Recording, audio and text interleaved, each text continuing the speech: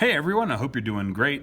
I'm here today to show you how a new device works, and that device is called an RGB LED. Let me go ahead and introduce you to the star of our show. There it is, an RGB LED. And this is an LED like the other LEDs that we've been using so far, or a light emitting diode. Let's go ahead and bring one of those in so we can compare the two together. So you can see here's the typical LED that we've been using so far, and here's our new LED, the RGB LED. And if we just look at it, you can see that there's some pretty key differences right away. The LED that we have been using only has two legs. Normally the long leg here is the anode, that gets hooked up to the positive current, and the short leg is the cathode, that gets hooked up to negative. On our RGB, however, we don't have just the anode and cathode. We have 1, 2, 3, 4 different legs there. And that's because this is really 3 different kinds of LED in one package, right?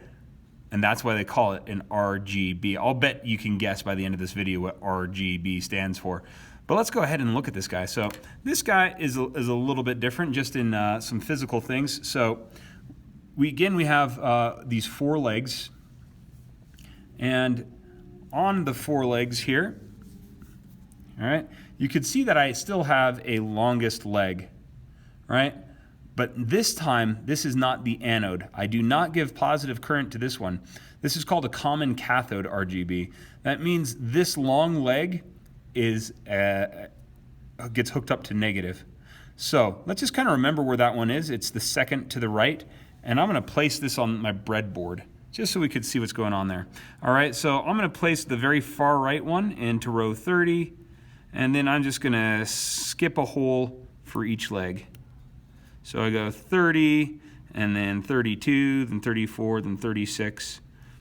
All right, those are all the legs that I'm plugged into there, and I'll bend it back a little bit so it's a little easier for the camera to see. So you can see that I have one leg here. The really long leg is plugged in right here. Remember, that's our cathode.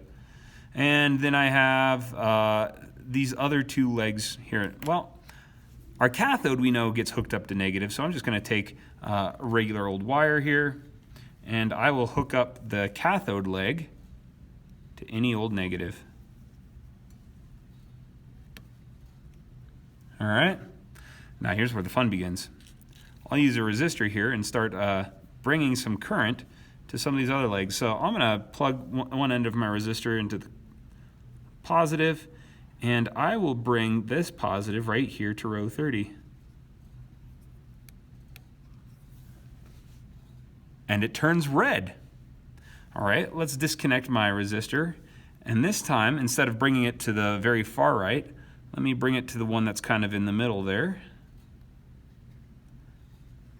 And now I get green.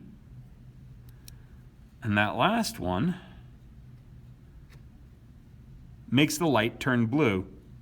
Have you figured out what RGB stands for yet? If you said it stands for red, green, blue, pat yourself on the back. That's absolutely it. Now, one of the things I can do, I'll leave the blue light turned on there, or the blue part of the RGB turned on, is I can create new colors by turning on multiple colors at the same time. Like for example, if I leave blue turned on, and then I turn on red, that might be kind of hard to see. And it's not the highest quality RGB to begin with, but it's trying its best to show you that it's turning magenta. Again, I'll unplug that, and you can kind of see on camera that it changes color a little bit. If I take blue and green at the same time,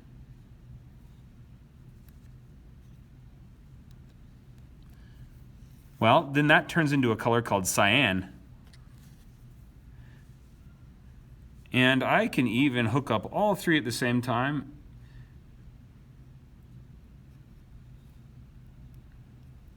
And in a perfect world, that would be making a bright white light, and it's kind of getting there. It's still a little on the bluish side. But that is how an RGB LED works.